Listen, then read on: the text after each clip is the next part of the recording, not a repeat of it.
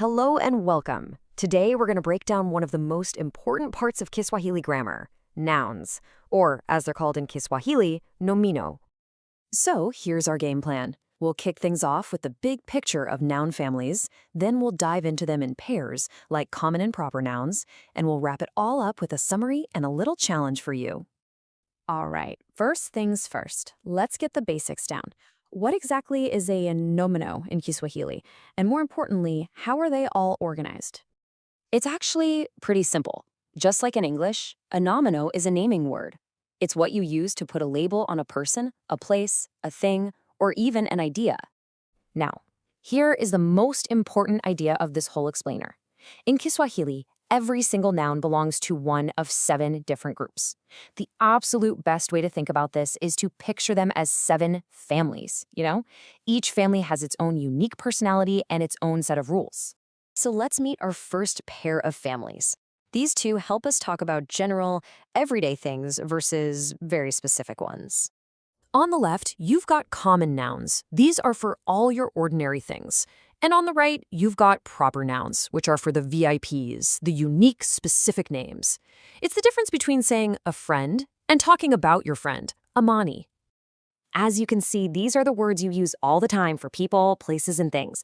This family is absolutely huge. It's the most common one by far. So yeah, you're going to be using these constantly. Okay, now this is where the magic of Kiswahili really shows up. Look at how these nouns change when they go from singular to plural. It's not like in English where you just slap an S on the end. Nope, the prefix actually changes. See how mzi becomes wazi or kiatu becomes viatu? Which prefix to use is all determined by the noun's family. This whole system is basically the engine that drives Kiswahili grammar. It's so cool. Let's see this in a sentence. Kiatu cha rafiki yangu kimepotea, which means my friend's shoe is lost.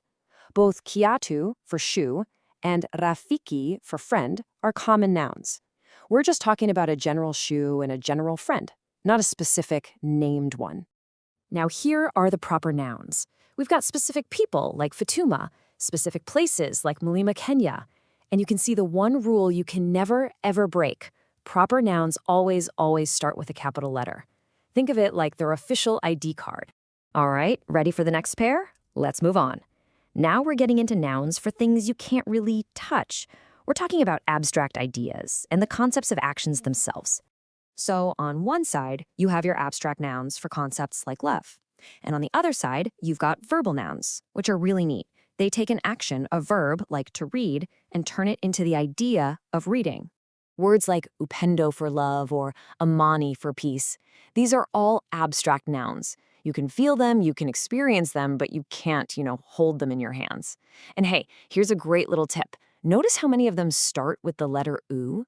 That's a fantastic clue to help you spot them. So in a sentence like, sote tulijawa na furaha, which means we were all filled with joy, the abstract noun is furaha, joy. The feeling itself is the main thing we're talking about.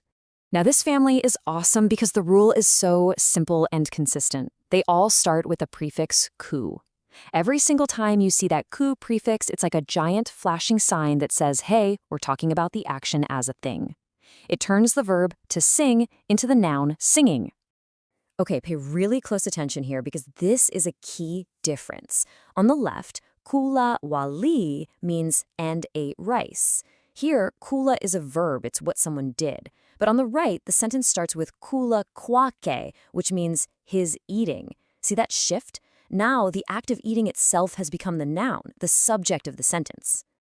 Okay, next up are the nouns we use to talk about quantities, specifically how we talk about groups of things and stuff that you just can't count. So on the left, we have collective nouns, and then on the right, we have mass nouns. This is for all the stuff you can't count one by one. Finally, we have our last family, compound nouns. These are so much fun. They're basically like linguistic Legos. You just snap 2 different words together to build a brand new idea. This is the perfect example of how it works. It's like a recipe. You take one word, mwana, which means child or person. You combine it with jeshi, which means army. You fuse them together and bam, you get wanajeshi, a soldier. How cool is that? Let's look at another fun one. My favorite is this last one. You take bata, which is a duck, then you add mzinga, which can mean a cannon. So you've got a duck and a cannon, put them together and you get batamzinga, a turkey. It's just so creative, like you're solving a word puzzle. So there we have it. We've officially met all 7 of the noun families. Let's put everything together now on one slide for a final look. And here it is, the whole crew. Our 7 noun families all in one place. Honestly, if you can get a handle on what each of these families does, you've got the key to unlocking so much of Kiswahili grammar. It'll help you build sentences with so much more confidence. And for our final thought, let's put what you learned to the test. Take a look at this sentence. Upendo wa Juma kwa kusoma ulivashangaza umati. That means Juma's love for reading surprised the crowd. Now my challenge to you is, can you spot the 3 different types of nouns we talked about that are hiding in that one sentence? Pause and give it a think. Thanks so much for joining me for this explainer.